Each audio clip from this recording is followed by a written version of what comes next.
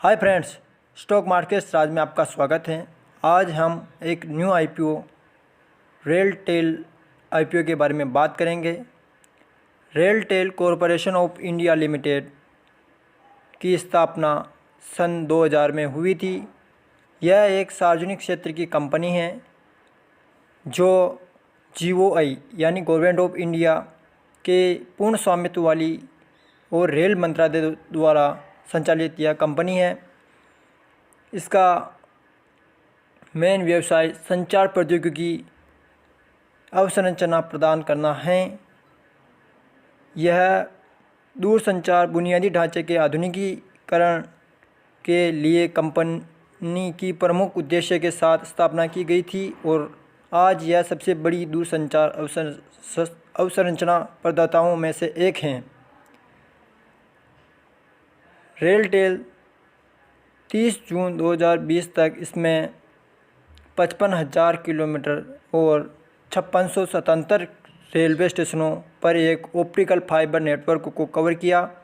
Company के हरियाणा, गुरुग्राम, सिकंदराबाद और तेलंगाना में डेटा सेंटर हैं। रेलटेल के उत्पाद एवं सेवाओं के बारे में बात कर ले। अब हम यह दूरसंचार नेटवर्क सेवाएं प्रदान करती हैं, टेलीकॉम इंफ्रास्ट्रक्चर सर्विसेज देती हैं, डेटा सेंटर और होल्डिंग सेवाएं प्रदान करती हैं, सिस्टम एकीकरण सेवाएं भी यह प्रदान करती हैं। कंपनी का प्रमोटर भारत के राष्ट्रपति रेल मंत्रालय के माध्यम से कार्य करते हुए कंपनी के प्रमोटर हैं, यानी रेल वास्तविक प्रमोटर रेल मंत्रालय ही हैं। एक प्रकार से यह रेल मंत्रालय द्वारा संचालित कंपनी है। अब हम इसके आईपीओ किस उद्देश्य से लाया जा रहा है इसके बारे में हम बात कर लें। आईपीओ विनिवेश योजना को अंजाम देने के लिए, यानी मतलब विनिवेश करने के जो फ़ायदे होते हैं उन फ़ायदों को लेने के लिए यह आईपीओ लाया जा रहा है।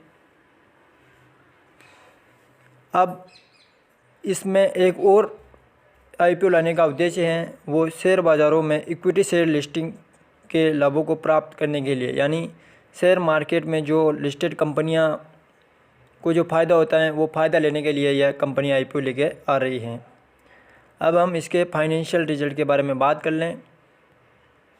कंपनी बहुत ही अच्छी फंडामेंटल वाली कंपनी है। अब इसके फाइनेंशियल रिजल्ट आ गए हैं और इनके बारे में हम बात कर लें।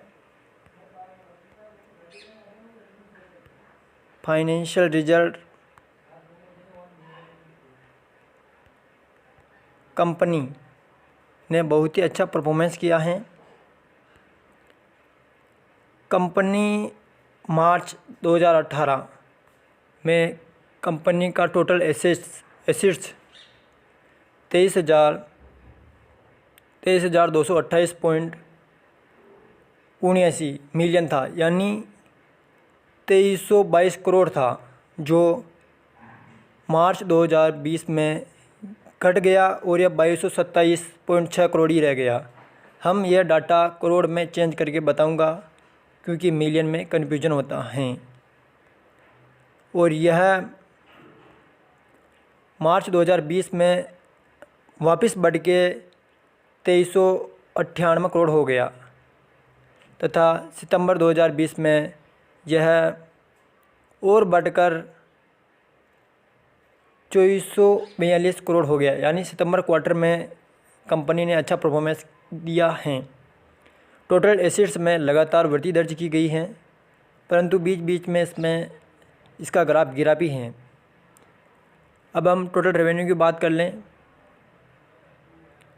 मार्च 2018 में इसका टोटल रेवेन्यू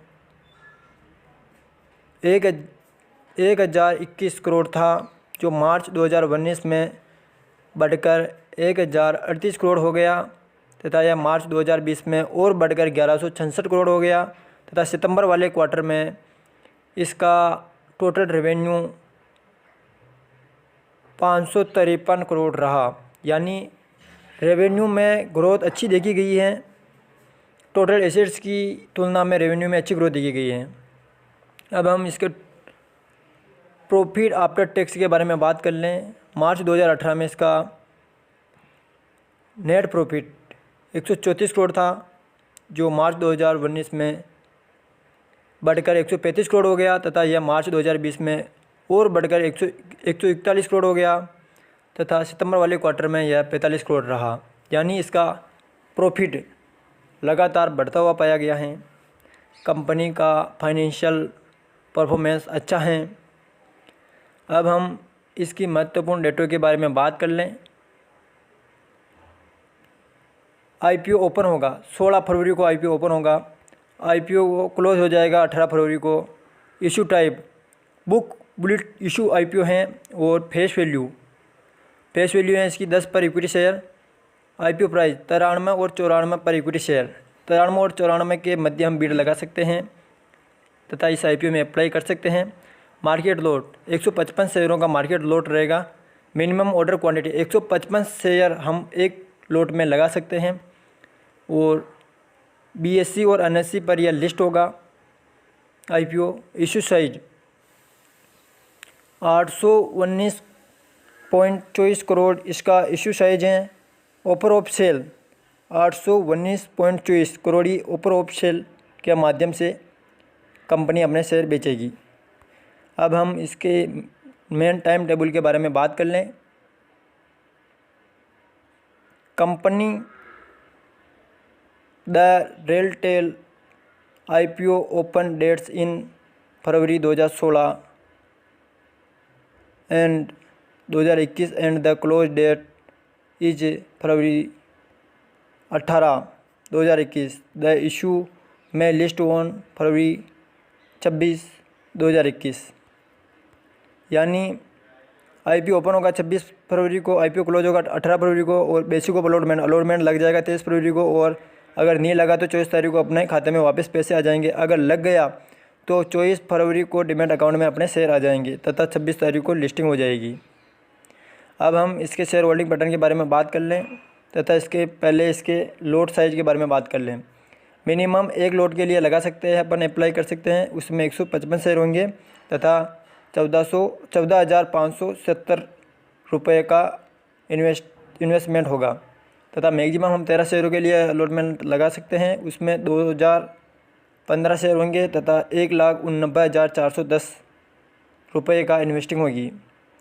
शेयर होल्डिंग मतलब इशू से पहले 100% शेयर रेल मंत्रालय के पास थे, और इशू के पश्चात जो थे उसकी अभी जानकारी नहीं दी गई है।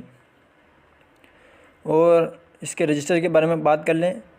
के फिनटेक प्राइवेट लिमिटेड इसका रजिस्टर है, यानी अगर अलॉटमेंट लगता है तो के फिनटेक प्राइवेट लिमिटेड की साइट पे आएगा।